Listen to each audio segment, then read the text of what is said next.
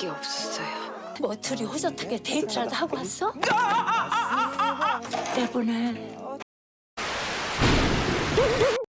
지난 주말 천국보다 아름다운 1, 2회 어떠셨나요? 저는 몇 번을 봤는데 볼수록 못 보던 장면이 보이는 게 더 짠해지더군요. 이제 천국에서 혜숙과 낙준, 그리고 소미와의 삼각관계가 본격적으로 시작되겠네요. 지난 예고편에서 결국은 혜숙이 남편을 떠나는데 가슴이 아팠습니다. 승차할 버스 안내판에 과거행 버스라고 되어 있더군요. 이로써 혜숙은 지난 과거로 버스 타고 가며 창밖으로 보이는 과거 전경을 주마등처럼 회상하면서 과거로 갈 거라고 추측이 되네요. 자, 그럼 이제부터 전편을 잠시 훑어보고 3회 예고를 바탕으로 마음껏 상상해 볼게요. 아무 기억도 나지 않고 고낙준이라는 이름만 기억난다는 소미라는 아가씨가 나타났다. 자기에게 이름도 지어줬다고 했다. 혜숙은 기절초풍했다. 낙준은 당황했다. 어떻게 나를 아는지 확인하고 싶었다. 그녀가 왜 이곳에 왔는지, 왜 자신을 기억하는지, 그리고 왜 자신은 그녀를 기억하지 못하는지. 두 사람은 천국의 정원을 함께 걸었다. 그녀가 너무나 밝고 맑아서 이곳이 진짜 천국이라는 착각을 일으킬 정도였다. 소미는 나뭇잎 하나에도 감탄했고 물가의 잉어를 보며 웃음을 터뜨렸다. 낙준은 그런 그녀를 바라보며 자신도 모르게 미소를 지었다. 그러나 그 모습을 멀리서 지켜보던 혜숙은 숨이 턱 막혔다. 젊어진 남편과 젊은 여자의 조합, 알 수 없는 웃음기. 혜숙은 그들이 한때 자신이 차지했던 자리를 나눠 갖는 것처럼 느껴졌다. 천국에서도 결국 사랑은 젊은 쪽으로 기울어지는가? 그녀는 그렇게 서서히 무너져갔다. 그날 저녁, 혜숙은 식사 후 설거지하면서 폭발했다. 겉으로는 평온해 보이려 했지만 그녀의 손끝과 말끝은 얼음처럼 차가웠다. 이젠 걔랑 산책도 하고 같이 웃고 아주 보기 좋더라. 그 아이 내보내. 아니면 내가 나갈게. 남편은 침묵하고 있었다. 아무 말도 하지 않는다는 건 동의라는 것. 혜숙은 그렇게 받아들였다. 당신은, 혜숙은 입술을 떨며 말했다. 이미 이 천국이 좋지? 내가 아닌 지금의 이곳이. 낙준은 할 말이 없었다. 아니, 하고 싶은 말은 많았지만 지금은 그 어떤 말도 그녀의 마음을 되돌릴 수 없다는 걸 잘 알고 있었다. 다음 날 아침, 소미는 또 해맑게 등장했다. 작은 들꽃을 한가득 안고 혜숙을 찾았다. 혜숙 씨, 오늘 날씨 진짜 좋죠? 이 꽃 향기 진짜 좋아요. 맡아보세요. 혜숙은 무표정한 얼굴로 그녀를 바라보았다. 그러나 소미는 아랑곳하지 않고 그녀의 손을 덥석 잡았다. 혜숙 씨, 있잖아요. 저, 혜숙 씨 좋아해요. 뭔가, 엄마 같달까? 어릴 때 기억이 잘 안 나는데, 혜숙 씨 보면 그런 기분이 들어요. 따뜻하고, 단단하고. 혜숙은 차마 소미의 손을 뿌리치지 못했다. 그녀는 차갑게 대꾸했다. 그 입 다물고 낙준한테나 붙어 있어. 그러고는 자리에서 일어나 방으로 들어갔다. 그 문 너머에서 그녀는 더 이상 눈물을 참지 못했다. 이미 오래전부터 시작된 외로움이 소미라는 이름을 통해 눈앞에 실체를 드러낸 것이었다. 그날 밤, 혜숙은 말없이 침대에 앉아 천천히 짐을 꾸렸다.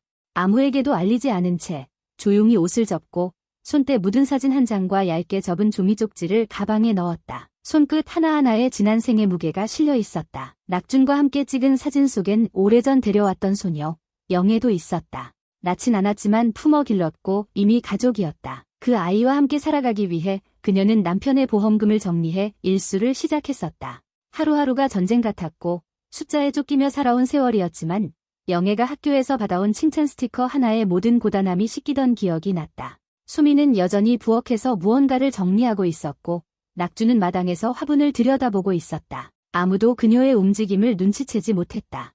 혜숙은 현관문 앞에서 마지막으로 집 안을 바라봤다. 이 집에서 보낸 시간이 길었지만 이젠 더 이상 자신이 머물 이유를 찾지 못했다. 그곳은 더 이상 우리의 집이 아니었다. 화창한 날에 그녀는 문을 살짝 열고 바람처럼 나왔다. 문소리조차 나지 않았다. 그렇게 혜숙은 혼자였다. 아무도 배웅하지 않는 이별.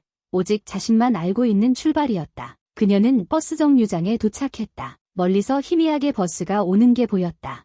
여긴 더 이상 내가 있을 곳이 아니야. 은색 버스가 도착했다. 안내판에는 낙원역의 과거행이라 적혀 있었다. 운전기사는 아무 말 없이 문을 열었다. 이렇게 화사한 날 혜숙은 버스 발판에 발을 올렸다. 그녀의 가슴은 그 어떤 천국보다 쓸쓸했다.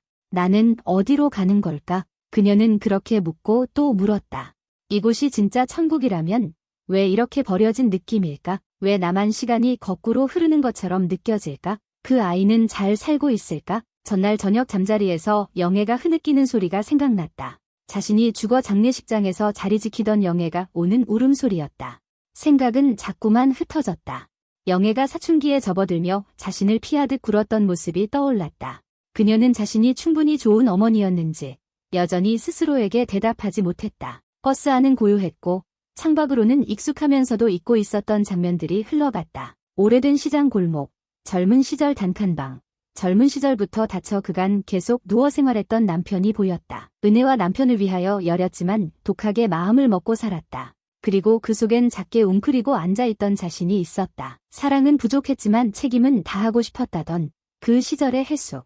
목적지는 마음이 데려갑니다. 운전기사는 짧게 말했다. 그 말은 혜숙에게 깊은 파장을 일으켰다. 그녀는 창밖을 바라보며 눈을 감았다. 그 시각, 낙주는 부엌에 앉아 있었다. 그의 앞에는 텅 빈 찻잔이 놓여 있었고 소미는 옆에서 조용히 접시를 닦고 있었다. 혜숙 씨는 어디 가신 거예요? 그 말에 낙주는 대답하지 못했다. 그는 그제서야 집안에 혜숙의 흔적이 사라졌다는 걸 알아차렸다. 옷장이 비어 있었고 자주 쓰던 찻잔이 없어졌다. 그의 시선은 천천히 벽을 훑었고 사진 액자 하나가 사라졌다는 사실도 그제서야 알아차렸다. 그 순간 낙주는 느꼈다. 혜숙은 떠났다는 것을 조용히 아무 말 없이.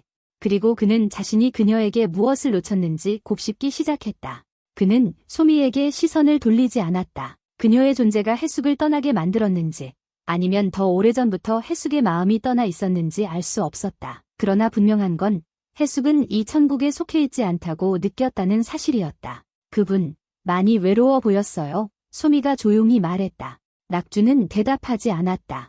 그 말이 더 아프게 박혔다. 버스 안.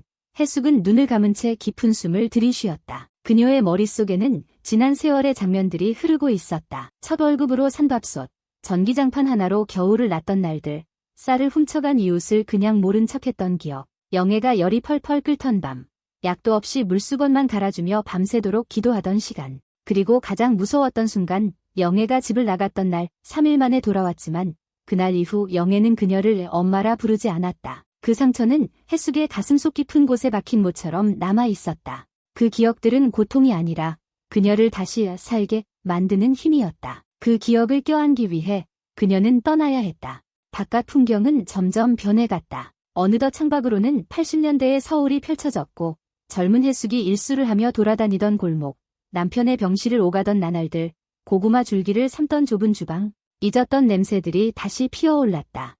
혜숙은 눈을 감았다. 목적지는 과거지만 그 안에는 진짜 자아가 숨어 있었다. 그녀는 과거로 간다. 젊은 혜숙과 마주하기 위해, 잃어버린 영애와 다시 대면하기 위해, 그리고 무엇보다 자신을 다시 찾기 위해. 버스가 멈췄다. 문이 열리고 바깥으로 낯익은 풍경이 펼쳐졌다. 1970년대의 서울, 분식집과 문방구, 오래된 골목. 혜숙은 천천히 발을 내딛었다. 발밑에 흙먼지가 일었다. 공기는 더러웠지만 현실 같았다. 그녀는 숨을 크게 들이쉬며 속삭였다. 이제야 나를 찾으러 가는구나. 다음 회차에서 혜숙은 이 과거 속에서 진실을 마주하게 될 것이다. 그 진실은 낙준에 대한 것도 소미에 대한 것도 아니다. 그녀 자신에 대한 기억, 잊고 있던 죄책감, 그리고 아직 용서하지 못한 어떤 순간. 이 여정의 끝에서 혜숙은 진실을 보게 될 것이다. 그 진실은 낙준도 소미도 아닌 자신이 스스로를 얼마나 지워왔는가에 대한 이야기일지도 모른다. 이제 그녀의 진짜 천국이 시작된다. 혹은 지옥보다 더 아픈 회고의 시간으로. 그건 아직 아무도 모른다. 어떠셨나요? 전편 마지막 예고 장면 이후로 상상의 나래를 펼쳐보았습니다. 주말 토일 늦은 시각 JTBC 본방 사수하면서 저의 상상과 맞춰봐야겠어요. 구독, 좋아요, 알람 설정은 제게 큰 힘이 됩니다.